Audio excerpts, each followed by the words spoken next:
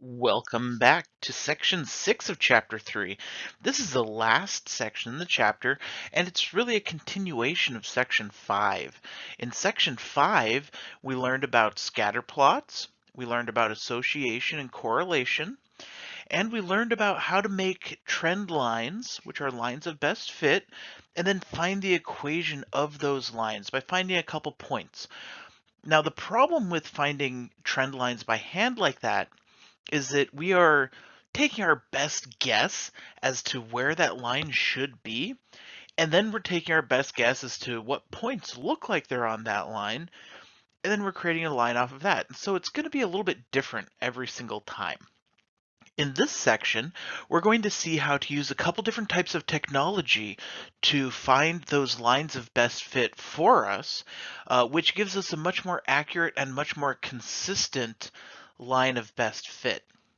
So our learning target is I can find line of best fit for data for a data set and evaluate its goodness of fit. One of the fun things about math and statistics in general is that we get to use fun words like goodness. In statistics, we actually have a goodness of fit test, and it's just fun. So the first way, or the first thing we're going to do is we're going to look to see how we can find lines of best fit in a graphing calculator. Now, each calculator is going to be a little bit different.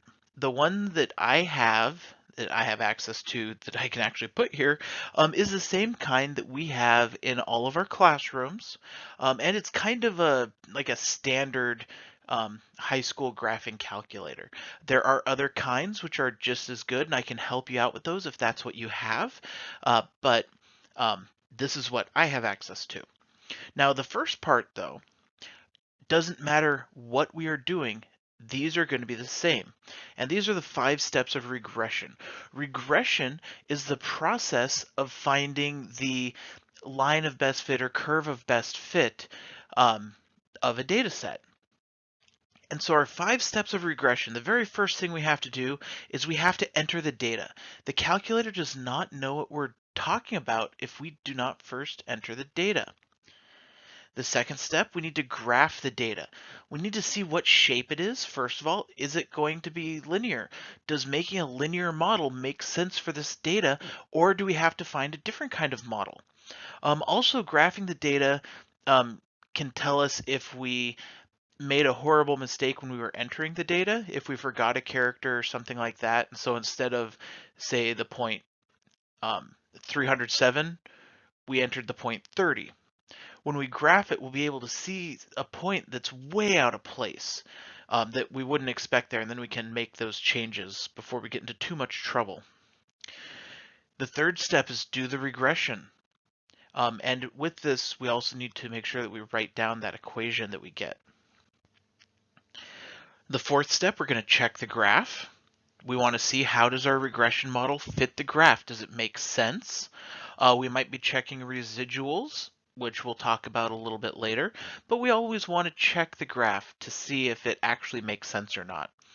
And then the fifth step is to make sure that you actually answer the question.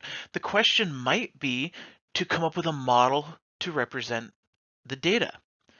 Or it might be asking a question based off the model, and coming up with the model was just one of the steps in the process. So do make sure that you actually answer the question, whatever it happens to be. So we need some data.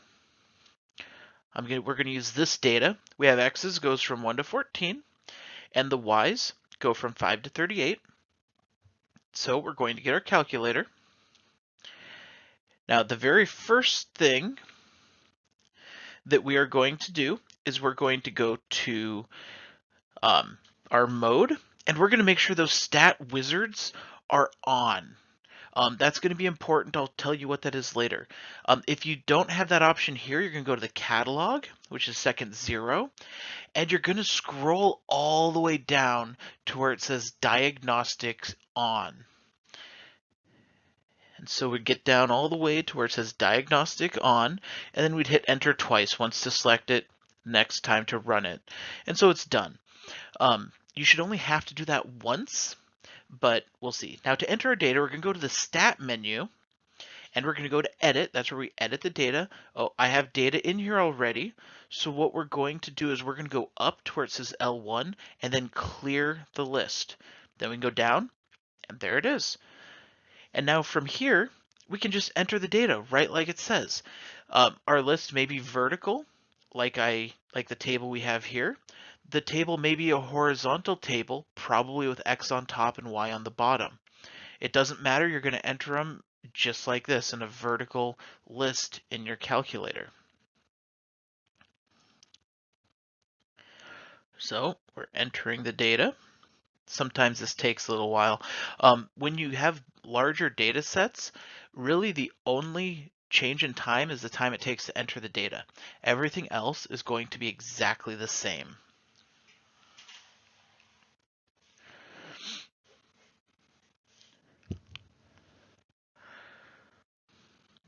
Still working on entering this data.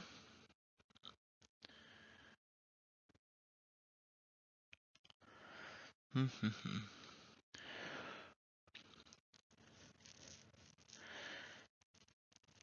it would probably take you guys less time to enter it when you're using a calculator as opposed to when you're using something on the computer. All right, now that we have the data entered, we're going to graph the data. To do that, we go to second, and then y equals,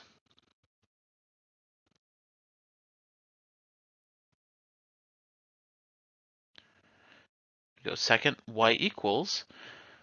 To get to the stat plot, we're going to choose one of them.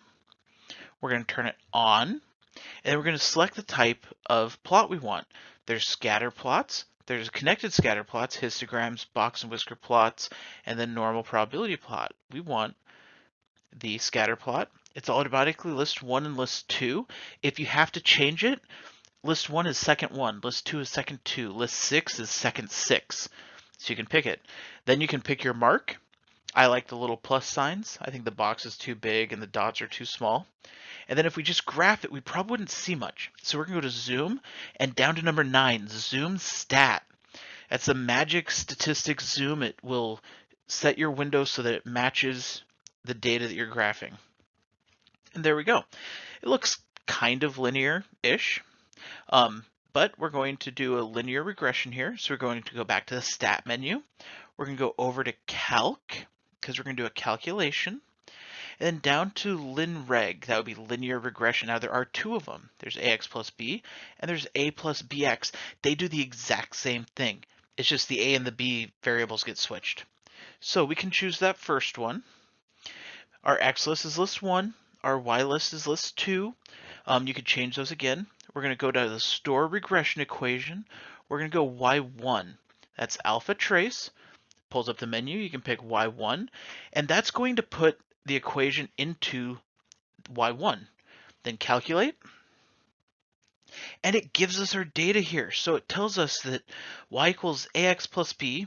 A is 2.408, B is 11.21.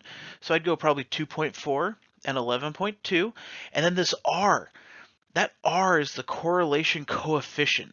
We'll talk about that in just a minute. Hey, look, there's our equation. We go back to y equals. We can graph it, which allows us to check the graph. Hey, that graph looks like it hits it just about right. Notice it doesn't actually go through any of the points. But that's a decent fit. And so now we can answer the question. Now, the question may be asking us for like, what about when x equals 50? So we can put this in. You don't actually, like this is a cool trick with these calculators. You can plug a value in. Since we have it in y1, we can go back to y1. That's alpha trace, y1, and then parentheses, and then put whatever number we're looking for in there. So 50, and parentheses, enter. And that plugs in 50. So based on our model, when x equals 50, y equals 131.65. And so that's the process in the calculator. I didn't write anything down because the calculator's a video playing, and if I write something down, it stops it, and that becomes problematic. But we'll get the equation again here in just a second. That R value, that R is called the correlation coefficient.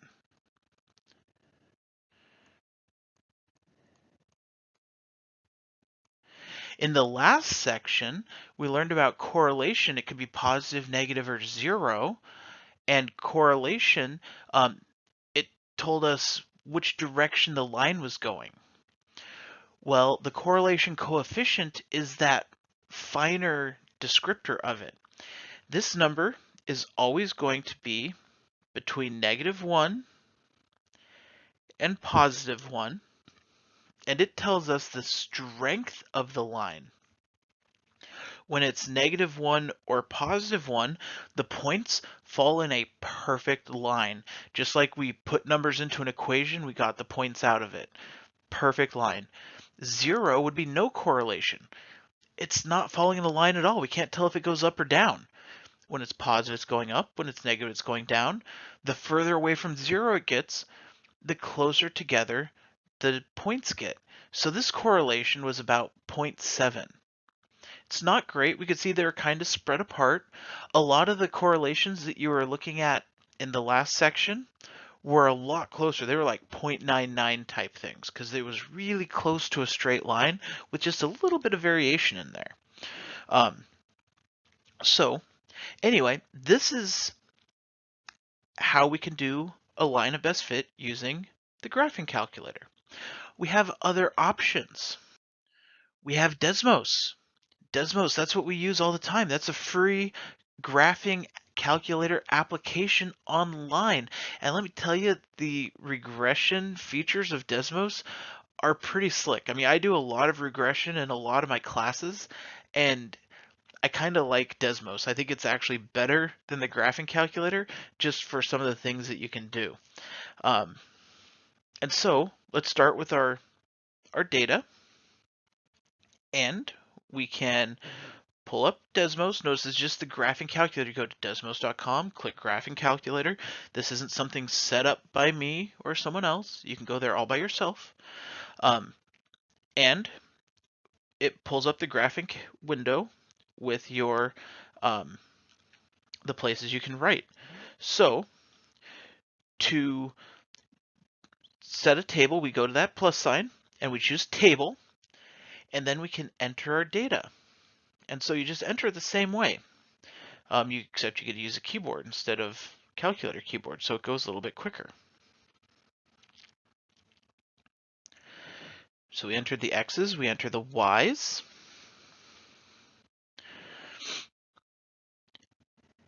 And you can already see a point on the graph. There's a green point there at 1, 5. But we only have 1 point. Why do we only have 1 point? We only have 1 point because that's where our graph is. Oh, look, if we move it, there's another point. So we can set the window. Go to that little wrench, and we can set it. Look at the x's. The x's go from 1 to 14, so let's go from 0 to 15. And the y's go from 5 up to 50, so let's go from 5 all the way up to, or 0 all the way up to 55. Hey, there's our points. We can see them. That's the same graph that we had on the calculator. Now if we go to that next line down, this is how we do the regression. Notice our variables are y1 and x1, so we go y1, and then we use that little tilde. It's like second, then next to the 1. And then just type in the equation, mx1 plus b. Now the y1, x1, I just typed x1. And look, it gives us our correlation. It gives us the m and b. And we have our line. We can click this little residuals. We can click that plot button. And hey, look, it pulls up a whole nother column of residuals. We're going to talk about that in a second. And it graphs it right down below. Again, we'll talk about that in a second. I just wanted to show you this while I had the video going. So here, we just typed it in. Again, the y1, that's just like the letter y, and then the number 1. It automatically drops down below like that. The little tilde instead of an equal sign, that's the second and then accent button. It's the one just to the left of the 1. And then you type your equation, mx plus b. But for x, we'd want x1. If you do just an x, it'll give you some little error message, and it won't do what you're wanting it to do. So one of the cool things about doing this in Desmos, in addition to how everything's given to us right there, the correlation coefficient, the slope, the y-intercept, it's all there. You could actually type this equation in before you type in your table, and you can see how the graph is changing for every point that you plug in. Um, it's really nice. You can delete a point if you want to see how that changes things. Whereas opposed to the graphing calculator, once you have your regression, it's like, oh, well, what if I took out this point? You'd have to go back into your table, you'd have to take out that point, then you'd have to redo the regression. I mean, it's a lengthy process. Where this, I mean, you can see it building right in front of your eyes. And as a math and statistics teacher, I really appreciate that. I think it's a good thing. So that's how we can do a line of best fit using Desmos. Again, this is software that everybody has access to. So residuals. I've mentioned this a couple times. We actually found the residuals there a second ago. What are the residuals? The residuals are the observed value minus the expected value. The observed value are the actual y values that you plotted, the points. The expected value is the line. So what is that? That would be this distance right here.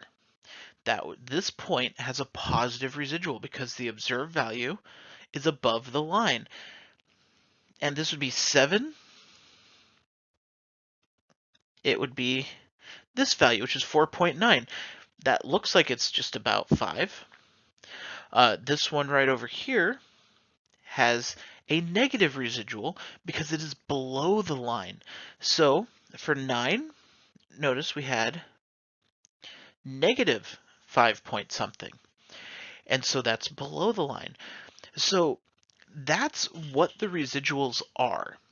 It's the point value, it's this y value minus what we'd get if we plugged in this to the line. So the equation for our line, we have y1 equals 2.4 x1 plus 11.2. So when we plug in 1, we get, let's go y1 of 1 is 2.4 times 1 plus 11.2 is 13.6. So this residual right here that we're looking for, since we're looking at that first one, is going to be 13.6 minus what we were expecting it to be, which was 5. No, backwards. 5 minus 13.6. I'm sorry, I was getting all turned around. 5 minus 13.6 is about negative 8.6. And then those extra decimals there was just because I rounded. I didn't use these whole numbers, which it's close enough. Like you wouldn't need to use that. But that's how you can find the residuals. For these ones, to find all of them, there's that button right here that said plot that I clicked on, and it plotted them for us. And when it plotted them, it looked kind of like this. So what are we looking for when we're looking at the residual plot? Now here, notice I took away the actual points and I took away the line, so we don't have that jumbling up the graph. Our residual plot, why would we look at it? We look at it to see how close to a line it is. This can help us check to see if the points are actually a good match for a line or not a good match for a line. What we want is we want kind of a general scatter. Like we don't want any kind of pattern or anything. And here we've got a general scatter. What we wouldn't want to see are points looking like that. That would tell me that the actual line would have a bit of a curve to it because it started out above and then it ended up below, or then it went below, then it went back above. And so the residuals kind of zoom in on those errors and they can show us things that the actual graph itself cannot show us. And the residuals are just the x value. It's a scatter plot with the x value and those errors, the observed minus the expected. So interpolation and extrapolation. These are things that we do once we have that equation. This would be part of the make sure you answer the question. So we have our graph and it has the graph on it, and the equation again was y equals 2.4x plus 11.2. And so we could be asked for interpolation and extrapolation. Interpolation is to make a prediction within our data values. So an interpolation could be, all right, well, what if we want x equals 10? What would we predict would happen if x equals 10? And we just plug it in.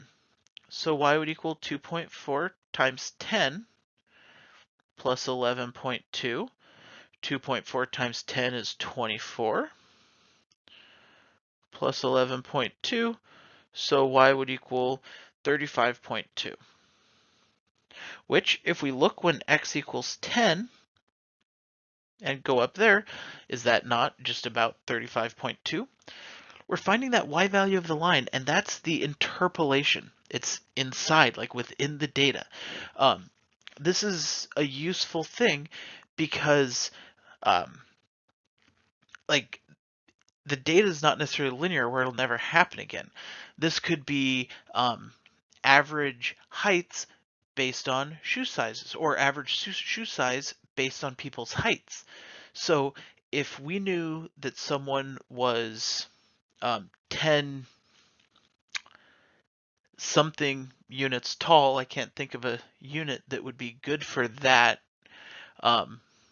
their shoe size would be the 35.2, and that would obviously be the European shoe size because those are a lot different than ours. And so that's what we'd expect their shoe size to be. So if we had to get someone shoes, that would be around where we would be thinking. It's a weird example, but whatever. And then extrapolation is making predictions outside of the data set. So our x values go up to 14. What about x equals 15? What would we expect that to be? That one's not too bad of an extrapolation. It's right there. But if we wanted something like x equals 50, which is way outside of our data set, that's the one we found in that first little piece on the calculator, we could still find what the prediction is, but I would not be very confident in that because the chances of the pattern continuing that far out are super, super low. But regardless, in order to find an extrapolation, to find a prediction, you do the exact same thing as an interpolation. You just plug that x value into the equation. So if we wanted to say, find what about when x equals 20, we won't go all the way to 50, we'll stop at 20. Y would equal 2.4 times 20 plus 11.2. 2.4 times 20 is 48 plus 11.2. So y would equal 59.2. And so extrapolating, I mean, it's a prediction. Like, we have data up to 14. We might want to know, like, well, what would it be if it was 20? Like, maybe I'm trying to invest something. I want to be able to predict the future based on the past. It can go out a little ways. The further into the future it gets, the least likely it becomes. But other things, we have to think of like the growth of a whale, or we have to think of like realistically, does it make sense? So if we had the growth of a whale in the first 6 months, its size increases linearly. Well, we wouldn't plug in 50 years old and see how old it is at that point, because it's not going to keep growing at that same pace for 50 years. So we have to make sure that whatever we're doing makes sense in the situation. But regardless, we find those values by just plugging them into the equation. And finally, correlation and causation. So correlation is that linear association. Causation is a cause and effect relationship. Now, a lot of people like to say, hey, these two are related, so this causes this. And that is a problem. Correlation does not equal causation. Just because there is a strong linear relationship does not mean that one causes the other. For example, there is a strong correlation between the number of shark attacks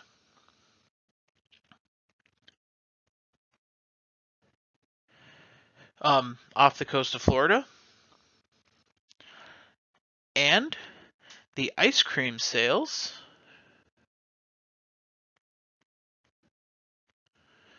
in Chicago, Illinois. A strong correlation. As shark attacks go up, people buy more ice cream.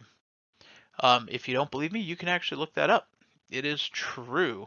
It is a nice, strong correlation.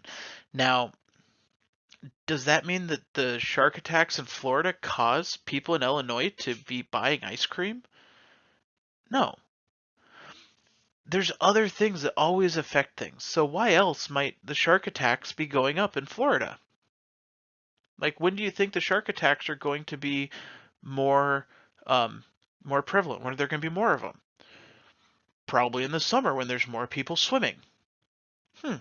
When are people going to be buying more ice cream in Chicago, Illinois? Probably in the summer when it's hot and not freezing. So as summertime comes, shark attacks go up, ice cream sales go up, completely unrelated to each other. Even though they have a nice strong correlation, not related to each other. There's another variable affecting both of them. That's called a lurking variable, but it's just affecting both of them. So just because something has a strong correlation does not mean that that's a cause and effect. In order to establish causation, you really need a well-designed experiment.